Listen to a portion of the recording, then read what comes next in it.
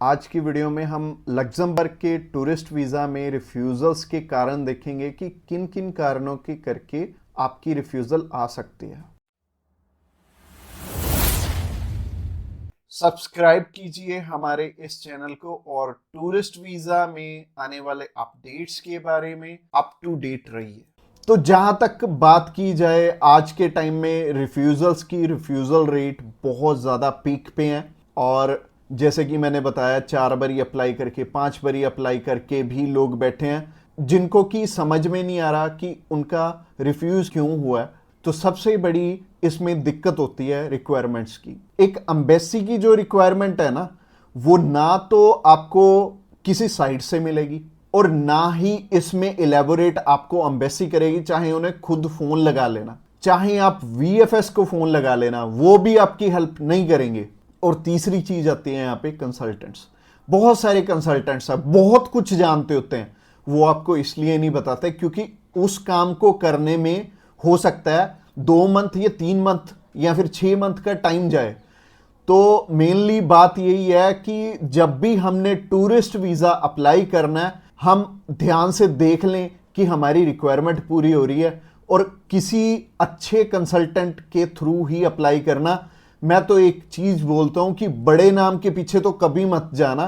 देखो अभी कोई बड़ा नाम है तो उन्हें कोई फर्क नहीं पड़ता कि आपका वीजा आए चाहे आपका रिफ्यूज हो। बट हाँ, जैसे हमारे जैसी कंपनीज हैं जो कि अप्लाई करने का भी खर्चा बहुत कम लेते हैं और इसके बाद भी आपको पूरी पूरी सपोर्ट करते हैं हर एक फील्ड में, हर एक चीज में आपकी डॉक्यूमेंटेशन बहुत अच्छे से बनाते हैं। क्योंकि जितने नॉमिनल कोस्टिंग हम लेके चल रहे हैं ना, अगर आपका वीजा आएगा तभी हमारा बेनिफिट है। अगर आपका वीजा आएगा, आप 10 रेफरेंस हमें दोगे तभी हमारा बेनिफिट है, अदरवाइज हमारा कोई बेनिफिट नहीं है। जो पर्सन आपसे ऑलरेडी 25,000 50,000 रुपए एडवांस में ले रहा है, उन्हें आपकी प्रोफाइल से कोई मतलब नहीं है। अच्छा, दूसरी तरह के कंसल्टेंट ये हैं कि जो हायर साइड पे 20-25,000 रुपए आपसे पहले भी लेते हैं और 10 लाख रुपए बाद में भी लेंगे। उन्हें भी आपकी प्रोफाइल से बहुत हद तक कोई मतलब नहीं है क्योंकि उन्होंने आपसे एडवांस ले लिया है और उन्हें यह फर्क नहीं पड़ता कि आपका वीजा आए या ना आए। वो अगर 10 केस अप्लाई करेंगे तो उसमें से एक वीजा तो वैसे ही आ जाता है, तो उनके 10 लाख रुपए तो वैसे ही बन गए। तो उन्होंने आपकी टेंशन क्यों लेनी है? तो सिंपल सी बात है, मैंने आपको अपना मोटिव बता दिया है कि हम रिक्वायरमेंट आपकी अच्छे से क्यों फुलफिल करवाते हैं जब भी आपने टूरिस्ट वीज़ा अप्लाई करना होता है। क्योंकि हमें आपसे बहुत कम पैसे मिलने हैं। अगर आपका वीज़ा नहीं आएगा, आपसे हमें रेफरेंस नहीं मिलेंगे, तो हमारा फायदा ही नहीं है इस काम में आने का। इसके अलावा पहला रीजन तो हो गया जो कि रिक्वायरमेंट के ऊपर है कि रिक्वायरमेंट अपनी बहुत अच्छे से समझ लेना और पूरी कर लेना, तभी वीजा अप्लाई करना। और दूसरा रीजन है कि आपके फाइनेंशियल डॉक्यूमेंट्स बहुत अच्छे से फुलफिल नहीं हुए होते। तो फाइनेंशियल डॉक्यूमेंट्स अगर अच्छे से पूरे नहीं होंगे तो एम्बेसी आपको वीजा, आप ही बताइए, कैसे देगी?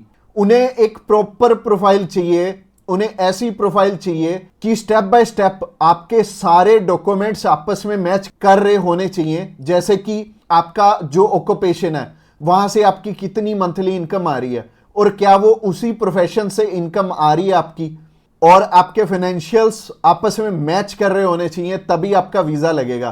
तो अगर आपको नहीं पता है कि आपके फाइनेंशियल मैच कर रहे हैं या नहीं कर रहे, तो आप क्या कर सकते हैं, आप अभी हमें कॉल कर सकते हैं।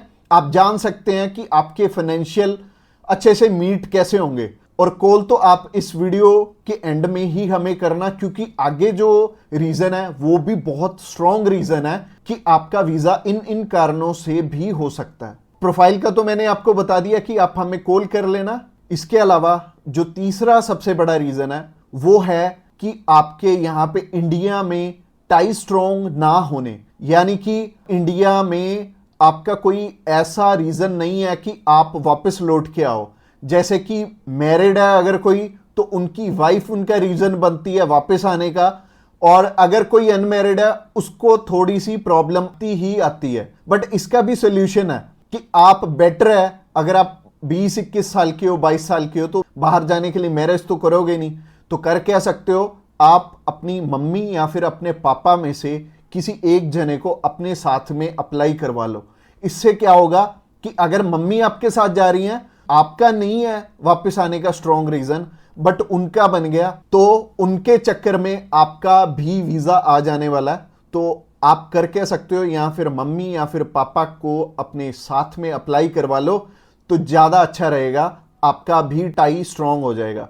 तो तीसरा रीजन हो गया। रीजन नंबर 4 की तरफ बढ़ते हैं। और जो चौथा रीजन है वो ये रीजन है कि आप यहां पे घूमने के लिए जा रहे हो, आपका पर्पस मैटर करता है। जब आप कवरिंग लेटर बना रहे हो तो कवरिंग लेटर ये तो आपके हाथ में नहीं है, ये तो आपके कंसल्टेंट के हाथ में है कि आपका पर्पस बहुत ज्यादा स्ट्रांग होना चाहिए, तभी आपको एक कंट्री वीजा देगी। और वीजा उन्हीं को मिलेगा, लाखों लोग अप्लाई करते हैं जिनका की एक पर्पस होगा, जिनका एक कारण होगा बाहर जाने का। वीजा सिर्फ उन्हें ही मिलने वाला है जिनका एक रीजन बहुत ज्यादा स्ट्रांग होगा। तो रीजन बहुत ज्यादा आपका स्ट्रांग बनाएंगे अगर आप हमारे थ्रू अप्लाई करेंगे। तो ये चौथा कारण था आपका वीजा रिफ्यूज होने का। और ये 4 कारण ही हैं जो सबसे बड़े रिफ्यूजल के आपके चांसेस बनते हैं। जिन कारणों के पीछे ये चारों चीजें अपनी ठीक कर लो। और जैसे मैंने पर्पस में बताया, पर्पस आपका बहुत ज्यादा स्ट्रांग हो जाएगा अगर आप हमारे थ्रू अप्लाई करेंगे। तो अगर आप हमारे थ्रू अप्लाई करना चाहते हैं, आप जानकारी लेना चाहते हैं कि आपके रिक्वायरमेंट पूरी है, क्या आपके फैमिली टाइज स्ट्रांग है, तो आप अभी हमें कॉल करके पता कर सकते हैं कि क्या आपकी रिक्वायरमेंट अच्छे से पूरी है, क्या आपके फाइनेंशियल डॉक्यूमेंट जो कि सबसे ज्यादा इंपॉर्टेंट है आपस में मैच कर रहे हैं। इसके अलावा जो तीसरा कारण था वो था आपके फैमिली टाइज कितने स्ट्रांग है। इसके अलावा चौथा कारण है कि आपका पर्पस हम कितना स्ट्रांगली लगाएंगे। इसके ऊपर आपका वीजा डिपेंड करेगा। और वीजा चाहे आप फर्स्ट टाइम अप्लाई कर रहे हो, चाहे ऑलरेडी आपके 1 रिफ्यूजल है, 2 है, 3 है, 4 है, जितनी मर्जी आपकी रिफ्यूजल्स हैं, मैटर नहीं करती। हमारे पास बहुत सारे लोग आते हैं, एक पर्सन का हमने अप्लाई करके दिया था और उनका टोटल 12 बार रिफ्यूज था, 13th टाइम उनका वीजा आया था। और मोस्टली लोग 1 बारी, 2 बारी, 3 बारी, तो बहुत सारे लोग रिफ्यूज होते हैं। कई लोग तो 4-4, 5-5, 6-6 बार रिफ्यूज होते हैं। इवन उन्हें यह नहीं पता लगता कि हम करें तो करें क्या। वीजा तो हमें लेना है और लेना भी बिल्कुल सही मायने में है, एक्स्ट्रा पैसे दे के नहीं लेना, एक बिल्कुल नॉमिनल चार्जेस में ही अप्लाई करवाना है किसी से।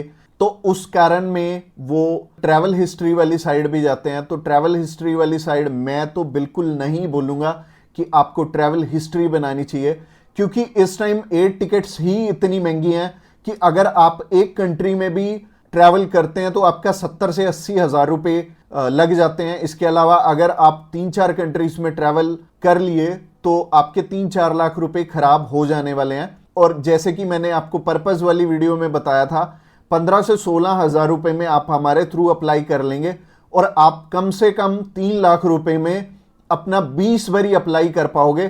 तो ट्रैवल हिस्ट्री पे बिल्कुल भी पैसे मत लगाना। इसके अलावा अगर आप हमें अभी कॉल करना चाहते हो, कॉल कर सकते हो नीचे दिए गए नंबर पे। और इसके अलावा आप हमें व्हाट्सएप पे भी मैसेज कर सकते हो। व्हाट्सएप पे मैसेज करने के लिए डिस्क्रिप्शन बॉक्स में लिंक है, उस लिंक पे क्लिक करते ही आप हमें मैसेज सेंड कर पाएंगे और हम भी आपकी inquiry as soon as possible हम लेने वाले हैं।